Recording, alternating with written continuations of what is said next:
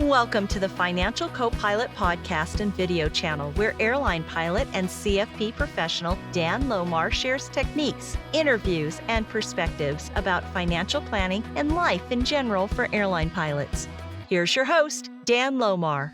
Happy New Year, everybody. It is January 2nd, 2022, and I'm so excited to be back with you doing videos again. It has been a busy 6 months for me. The last video I did was back in June, and that was on filing SSA 44 to reduce your IRMAA benefits. The summer ended up being pretty busy for me. As a matter of fact, I got to brag about it a little bit here. I taught both my kids to fly, and then back in August, both of them got their private pilot's license there. So proud of that moment there.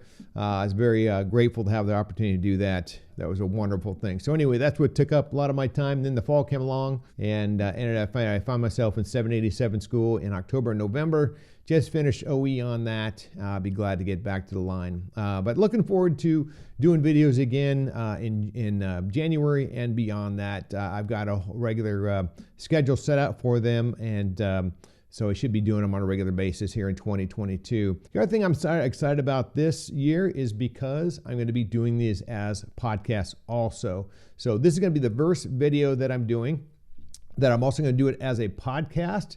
I'm still working out the details as to where it's going to be hosted. It'll probably be on Spotify and iTunes, but I'm really excited about that. Just another way to get the word out there about the benefits and share it with the fellow pilot group. Speaking of that, if you haven't done so yet, remember to subscribe to the YouTube channel here and hit the bell icon so that you get notified when new videos come out. I appreciate that. The other thing I would like to ask you to do also is do share these videos, share the podcast link, because there are a number of pilots who just seem to miss the information out there. And I know if this is not your cup of tea, if this is not the type of thing that you're interested, you don't naturally gravitate towards these things. So the folks that usually watch these are a little bit more interested in this. So just remember, if you can, share these with our fellow pilots, email them the links or let them know about it when you're flying together. That way you can kind of get the word out there. Everybody can benefit from our PRAP and different contractual benefits and stuff like that. So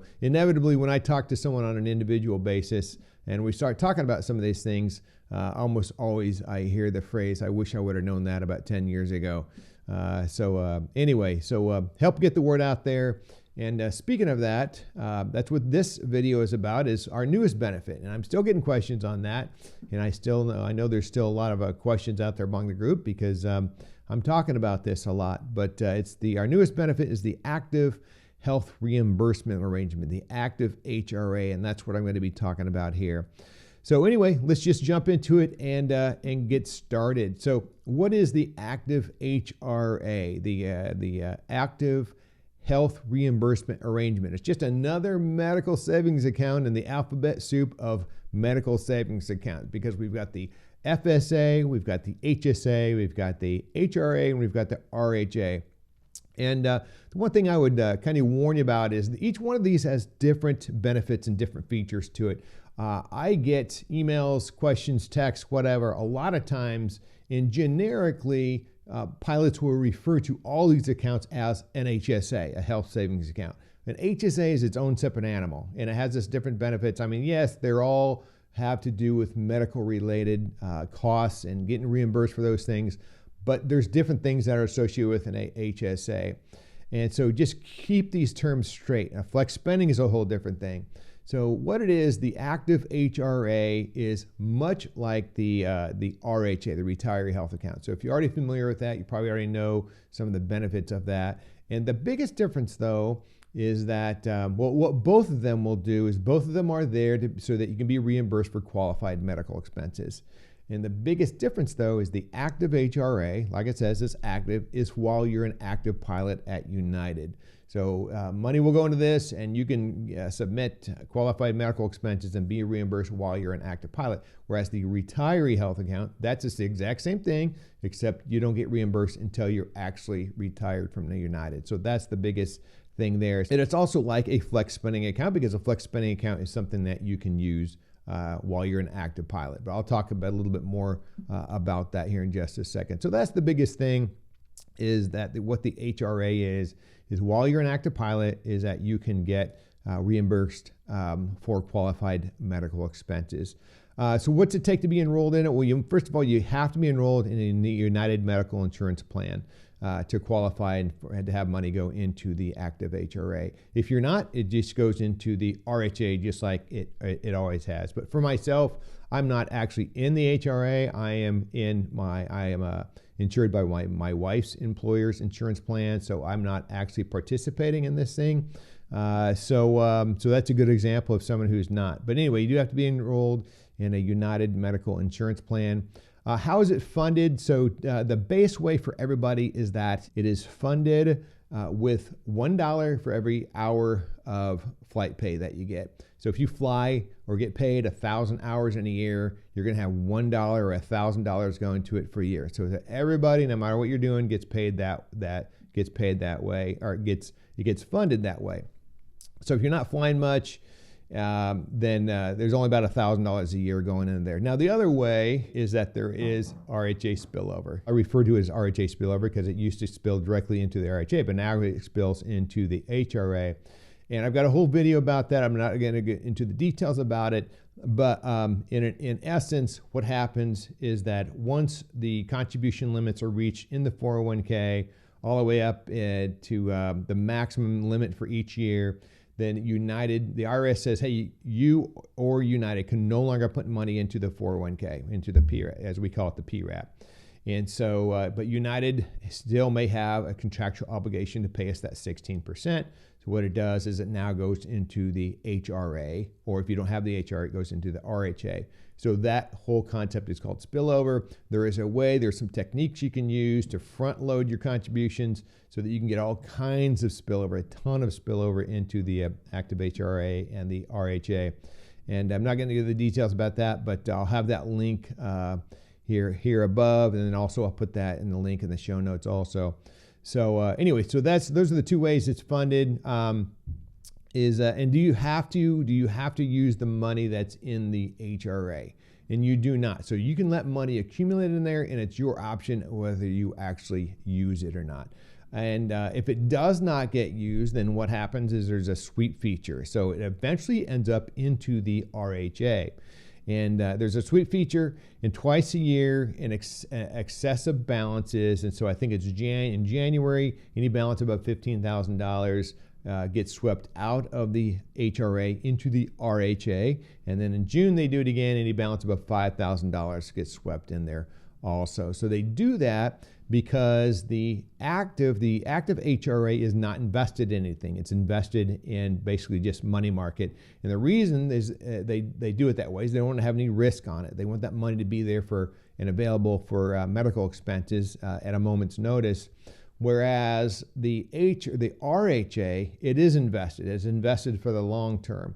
And so you wouldn't, so twice a year, they sweep it from the HRA into the RHA, so that does have the opportunity to grow, because you wouldn't want to be a young pilot hired at 30 years and then have a 35-year career and have that money accumulate only in the money market the entire time. That doesn't make much sense. And so they've opted so that twice a year, above those two balances, it actually sweeps into the retiree health account so they can be invested in growth and grow for medical expenses in retirement in the RHA. So anyway, so you don't have to use the money in the HRA. You can let it accumulate, eventually end up in the RHA.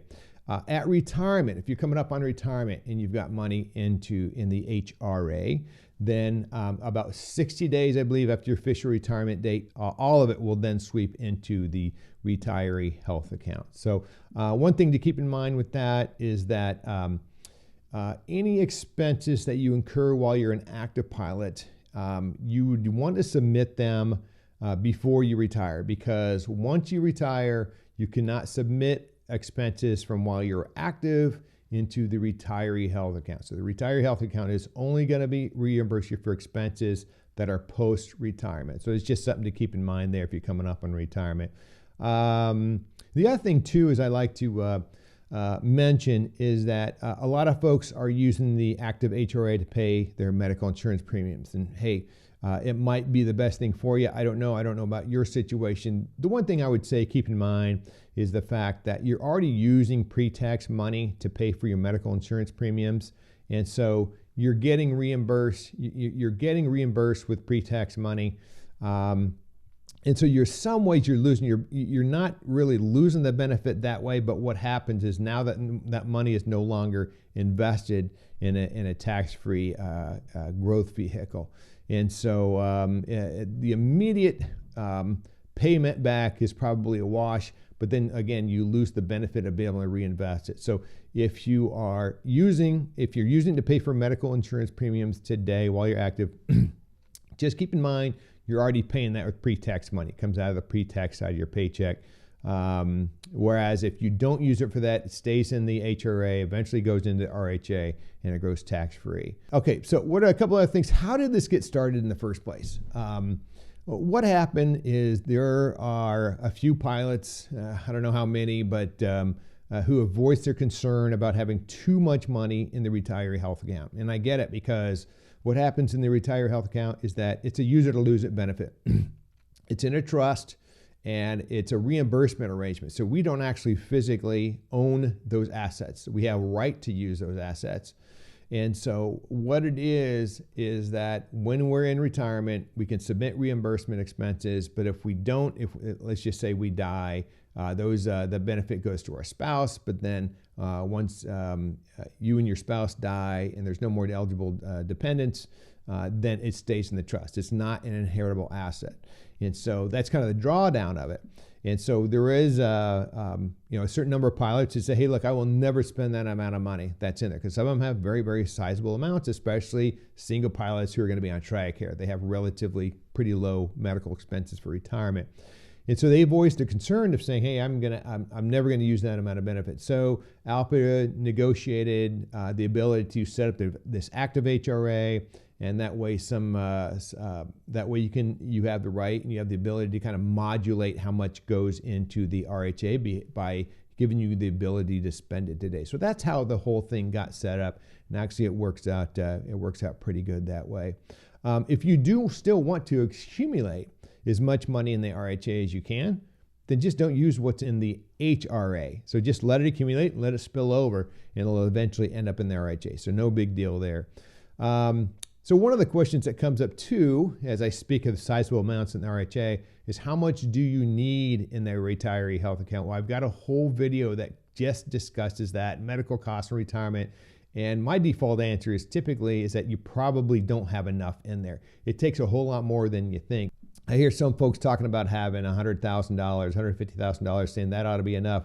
Well, the studies show that it's going to be more like between $250,000 and $300,000, and that's not including any long-term care expenses. So it's something to keep in mind. Everybody's different, but I do have a video that talks about how much you need or how much you might want in your RHA. So take a look at that. I'll have that in the link in the show notes on YouTube also. So another question is, can I still fund my flex spending account and my health savings account? And the answer is yes. You can still spend your flex savings account or your flex spending account. And again, why would somebody want to do that when we can use the HSA or the HRA for active medical reimbursement expenses? Well, you can still do that because you might want to accumulate as much as you can in the HRA to eventually spill into the RHA. And that's why you might still want to do it. But yes, you can still fund your flex spending account if you want to, and then you can still have a health savings account in addition to that also. Now, what happens? Let's just say you have all three of those accounts. You have a flex spending account, you have the HRA, and you have the HSA. The order in which your expenses are being reimbursed is that you submit a reimbursement expense. It comes out of the flex spending account first, and then it comes out of the HRA, and then it comes out of the HSA. And there are some restrictions on those things because, again, because of the benefits and the way those accounts set up. Some accounts will benefit some things, will reimburse some things, whereas others won't. So in other words, you can't be reimbursed for medical insurance premiums out of your flex spending account. That's just one of the things that won't let you do. And then if you do have a health savings account, they say that your HRA now acts like a limited purpose flex spending account. Again, you can be at risk for things like medical, vision, and dental expenses, but medical insurance premiums and expenses cannot be reimbursed from the health reimbursement arrangement. Now, as far as the details that those things go, if stuff like that applies to you, I would definitely just call the at benefit enrollment time, or now if you got questions, I would definitely just call the Benefit Resource Center themselves just to clarify for your own situation. Just make sure you're getting the straight gouge on that. Where do you find your RHA, your HRA balance? You log on to the United website, and then it's YBR, the YBR portion of that website. It's going to show you, there's going to be a little square that's going to show you your balance. What kind of expenses can you be reimbursed for? It's typical medical insurance expenses, qualified ones. So doctor's office copays, prescriptions, dental vision expenses, healthcare deductibles, coinsurance amounts. So this is just a very, very small list. I think it's IRS publication 502 lists all qualified medical expenses. There's also a list on the YBR website that kind of covers most of the stuff there. But if you're not sure about it, hey, if it doesn't qualify, they're going to turn it down. And if you want to make sure it does qualify ahead of time, you might just want to give them a call and make sure it does. How do you get reimbursed for it? Hey, it comes with the flex spending, like a debit reimbursement card, just like the flex spending card does. That's way. And then there's also something called crossover, and you can use this crossover benefit to pay for your Active HRA. And I'm not familiar with that, but I guess what you do is submit your EOBs, your explanation of benefits, to determine your reimbursements. And again, I'm not directly familiar with those things, so that might be something you want to call about. But those are the two ways to get reimbursed: is there's a card that's issued, and then also for the this crossover.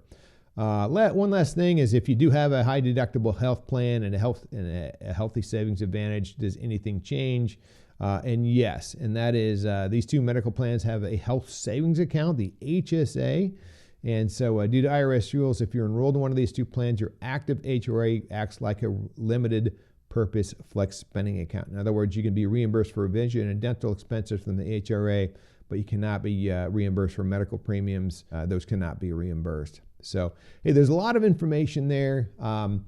I try to bring it all together, and hopefully you can listen to this as a podcast while you're commuting, and or listen to it on YouTube.